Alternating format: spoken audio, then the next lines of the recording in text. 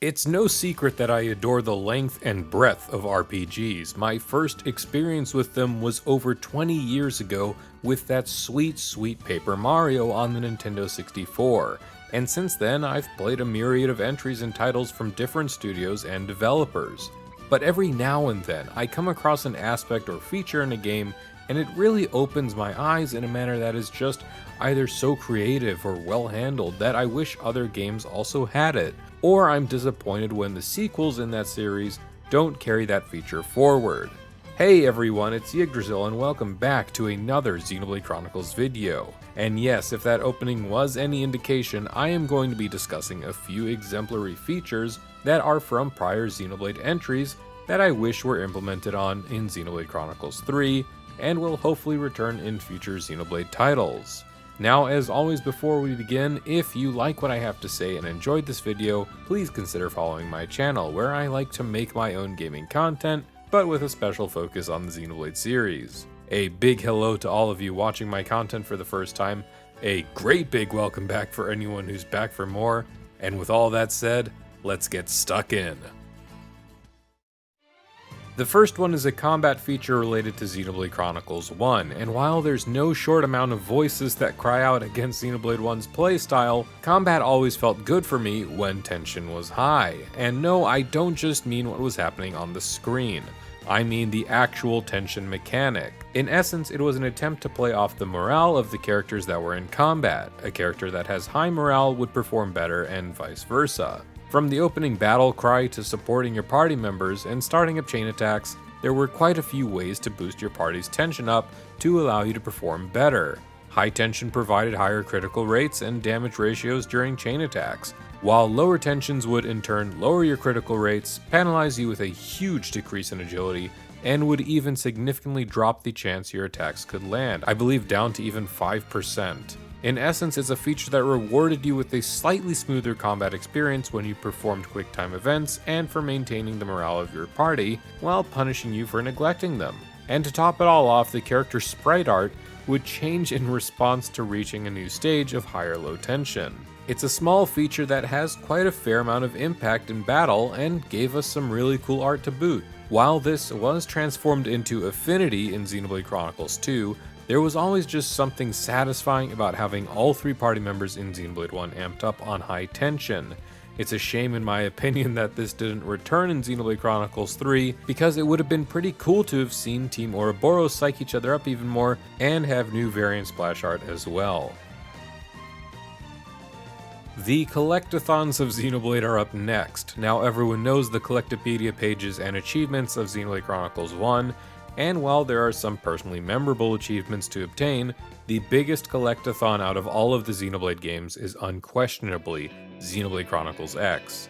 As an avid MMO fan, one of the biggest draws to keeping people enthralled in the game's world is the collectathon, the indescribable urge to have every achievement, do every bit of content, have all of the best titles and gear, what have you. Many of you right now will likely be playing Xenoblade Chronicles X for the first time if you've picked it up on the Nintendo Wii U eShop as it was closing, and you're in for quite a treat. From probe installations, some of the best side quests in the franchise, an extensive combat and customization system, its own Collectopedia, over 700 achievements, and my personal favorite, holofigure collecting for your barracks. Think of holofigures as quite literally an in-game model viewer, where you obtain these figures to have on display from all sorts of activities to put on display in your barracks for you to admire at your discretion. Perhaps it's the MMO brain rot in my head, but I really and truly wished that some of these features, like the model viewers, went forward.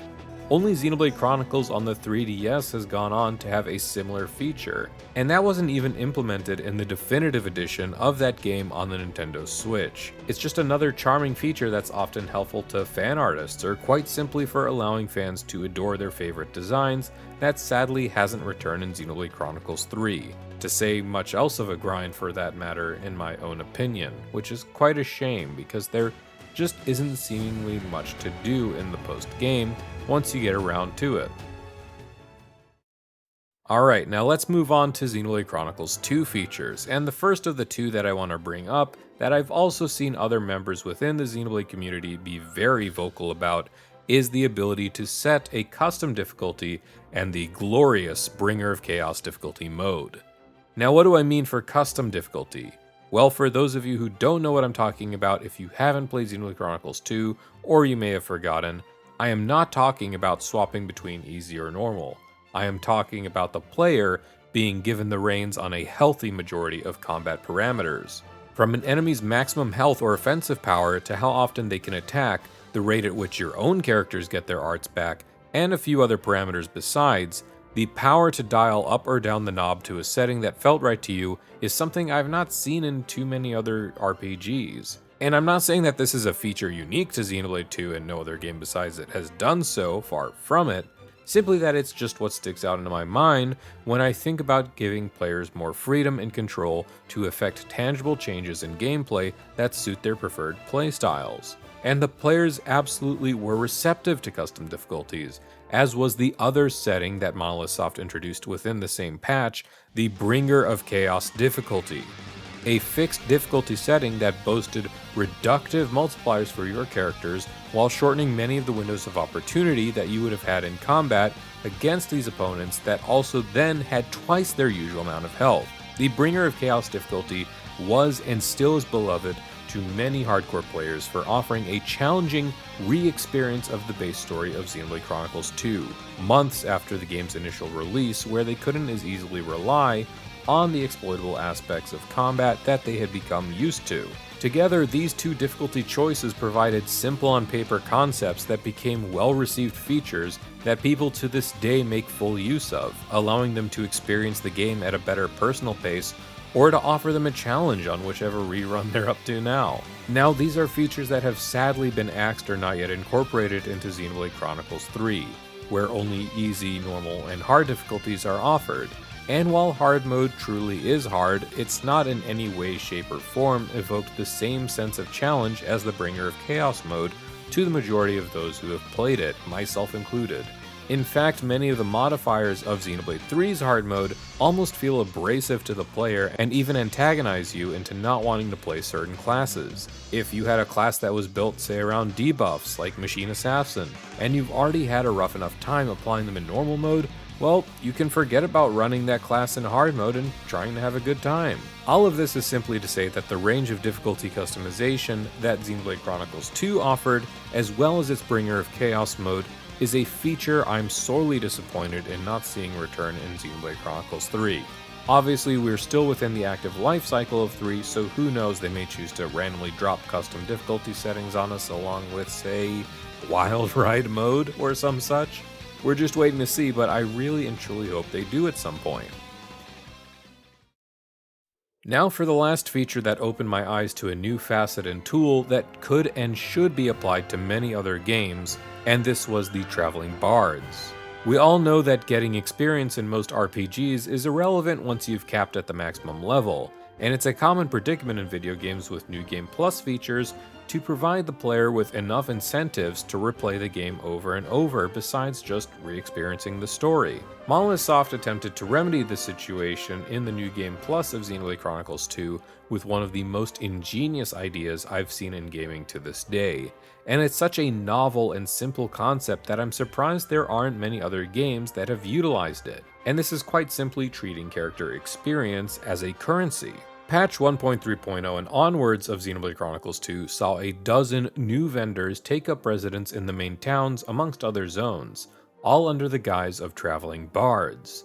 In exchange for a set amount of experience from any one of the characters you choose from, you would be given unique items that would be immensely helpful on the journey, from new accessory slots to more materials and mods for Poppy Swap, to additional core crystals and ways to bypass the grind of obtaining more overdrive protocols for shuffling blades around. But more than that, the Traveling Bards provided a means of making use for all that untapped experience and an extra incentive for players to level down their characters during New Game Plus. This would even be a recurring feature in Torn of the Golden Country. Unfortunately, much like the custom settings I just addressed, EXP as a currency is not a feature that returned in Xenoblade Chronicles 3, or has yet to be implemented in their patch cycle.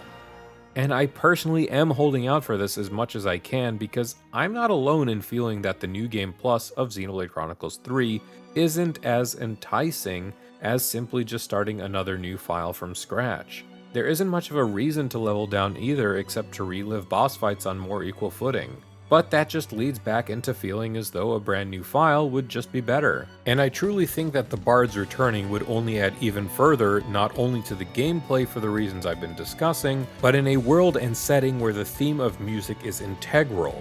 Traveling Bards could have very touching lore setups that would only serve to bolster Xenoblade 3's immensely well-written characterization of NPCs and how they live their day-to-day lives. I mean, imagine bumping into fellow Offseers who are mourning the fallen that act as an experience vendor. Or perhaps other Offseers felt like Noah and have since taken to trying to compose their own tunes after Team Ouroboros liberated their colony. Maybe have a couple of bards and performers in the city while we're at it because, that's where we would expect them to be the most. My point is that there is ample opportunity for traveling bards and their use of character experience as a currency to be brought to the world of Xenoblade Chronicles 3. Obviously, this does go against the fact that heroes also have their own experience bars, but maybe they could just make the bards only accept the experience of an Ouroboros character. As for rewards, items like silver and gold Nopon stones, accessories, new recipes, monster drops for the Collectapedia, class rank boosters, and potentially outfits could all well serve as viable things to exchange experience for. As we begin to conclude, one final feature I'd like to bring up isn't really a mechanic, but simply post-battle dialogue. I'm not alone in feeling that Xenoblade Chronicles 3's fights are fantastic, but a bit undercut by the same few quotes that we keep hearing over and over again. Previous Xenoblade games partly alleviated this by having unique dialogue proc between specific characters that were in your party. Whether it was Dunban humbling Shulk and Rhine or Mithra having a spat with Brigid, all of those post-battle dialogues almost felt like an additional bonus reward that helped to flesh our characters out just a little bit more. Maybe the game's voice budget was spent on the cutscenes and overworld field commentary, or perhaps they thought with dialogue in just about every other place they wanted to ease down a bit on that spot in particular. But one thing is for certain, the minimal and trite amount of post-battle dialogues in Xenoblade Chronicles 3 has left me wanting something just a little bit meatier. And with all of that said, those are just a couple features that I've really truly enjoyed from the previous Xenoblade Chronicles games that I'm happy to talk about, and not so happy that they haven't made their way back to Xenoblade Chronicles 3. I earnestly wish we could see some of these features return within the active life cycle of 3 or future Xenoblade titles, as hopium-fueled as that sounds. With all of that said, thank you all very much for sticking with me throughout this video. It's been fun to think about some of the simpler features in the previous Xenoblade Chronicles games that I wish will be brought forward. So, let me know what you think in the comments down below, and as always, have a great day.